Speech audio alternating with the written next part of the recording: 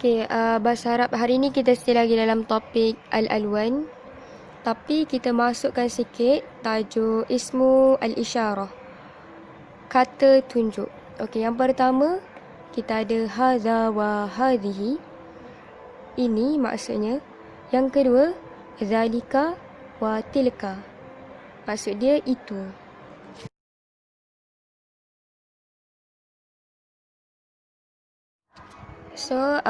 Isim isyarat pun dia ada kategori juga macam perkataan-perkataan lain.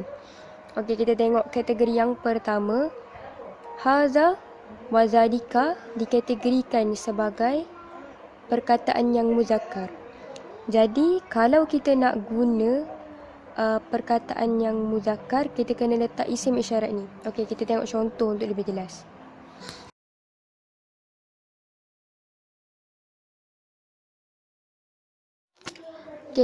Kita tengok contoh dia. Kita tahu hadha dengan zalika ni isim isyarat yang muzakkar. Muzakkar ni lelaki kan. So, kita kena mashkan. Kalau selepas isim isyarat, mesti kita cakap itu buku, ini buku ke, itu kereta ke kan. So, lepas daripada isim isyarat, mesti kena letak isim. Jadi isim tu mestilah muzakkar juga. Macam mana? Muzakkar, kita tahu tak ada apa-apa tanda kan. Tak marbutah ataupun alif hamzah. Kalau konsep dia sama juga. Kalau dia datang isim dulu, dia suruh letak apa itu isim isyarat bagi kita pun. So, kita kena pilih yang muzakkar. Hadza ataupun zalika. Sebab dia kena match. Kalau yang tu muzakkar, kalau isim isyarat muzakkar, isim pun kena muzakkar juga. So, kena seiring lah, kena sama. Kena sama isim isyarat dengan isim tu kena muzakkar. So, yang ni boleh. Yang mana tak boleh, contoh macam ni. Hadza kitabatun. Kitabatun ni kita tahu dia muannas kan, sebab dia ada ta marbutah kat belakang. Ni yang salah lah, sebab dia tak seiring. So, kalau yang zalika, untuk zalika itu pun sama. Dia kena sama zalika dengan isim kitabun. Kalau zalika muzakkar, kitabun pun kena muzakkar juga. Maksud dia, ini buku, itu buku.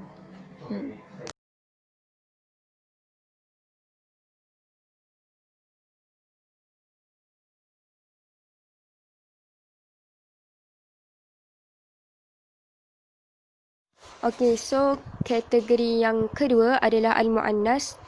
Hadhihi wa tilka ni dikategorikan dalam kumpulan muannas. Jadi apa-apa perkataan, kalau kita nak guna isim isyarat, contoh kita nak cakap ini buku, itu buku, ini kereta, itu kereta. So, kita kena sesuaikan muannas juga. Kita kena ambil isim isyarat daripada muannas juga. Kita akan tengok contoh dia.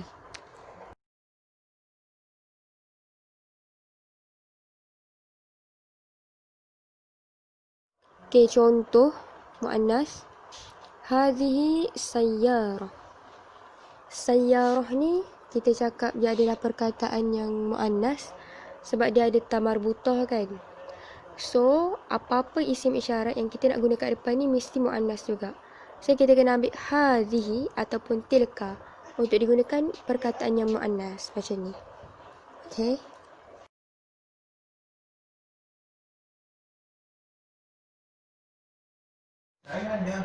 Sekarang kita tengok contoh yang lebih panjang. Dekat contoh ni ada dua ayat. Ayat yang pertama, tilka sayyaratun.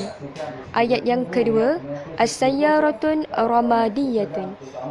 First kali kita tengok ayat yang pertama. Ayat pertama, tilka sayyaratun. Apabila kita tengok ayat, biasanya kita tengok yang paling menonjol lah. Dan biasa dalam satu ayat tu yang paling menonjol adalah isim. So isim dekat sini sayyaratun. Sayyaratun maksud dia kereta. Kereta kita tengok dia tu muzakkar ke muannas. Kalau ada ta marbutah bermakna dia tu muannas. Kita tengok sayyaratun ni ada ta marbutah kan. So maksudnya dia adalah muannas. Apabila isim tu muannas, kalau kita nak tentukan isim isyarat tu kita kena pilih yang muannas juga. Yang muannas cuma ada dua. Tadi kita belajar yang dekat atas tu kan. Ada dua, hadhihi dengan tilka. So kita boleh pilih nak hadhihi ke nak tilka. Hadhihi ni digunakan untuk yang ini, untuk menunjukkan maksud ini. Ini tu dekat. Tilka maksud dia itu, maksud dia jauh. Berdasarkan ayat kita boleh pilih kita nak tilka ke hadhihi. Tapi dua tu je boleh pilih sebab isim dia, sebab sayyaratun tu muannas. Okey, tu untuk ayat yang pertama. Okey, untuk ayat yang kedua, sayyaratun ramadiyatun. Sayyaratun ramadiyatun. Macam yang ayat yang pertama tadi, kita cari isim dulu kan. So ayat yang kedua juga kita tengok juga isim dia, as-sayyaratun. As-sayyaratun maksud dia kereta. Kereta dan dia semestinya muannas. Kalau muannas, ramadiyatun ni kita belajar dalam minggu lepas kita belajar ramadiyatun ni maksud dia kelabu kan. Semua dah hafal kan? Ramadiyatun maksud dia kelabu. Dan dalam kelabu ni ada dua. Ada yang lelaki, ada yang muzakkar satu, ada yang muannas satu. Kita tentukan apabila isim tu muannas, semestinya ramadiyatun ni dikira sifat. Kita kena tentukan, kita kena ambil sifat tu kena jadi muannas juga. So kita kena pilih yang muannas juga. Yang pilihnya ramadiyun ataupun ramadiyatun. So ramadiyatun lah pilihan kita sebab dia ada ta marbutah. Kita kena samakan.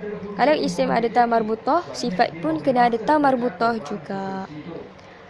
Untuk part ni kena ambil perhatian betul-betul sifat dengan isim isyarat ni sebab dekat bawah nanti akan ada soalan.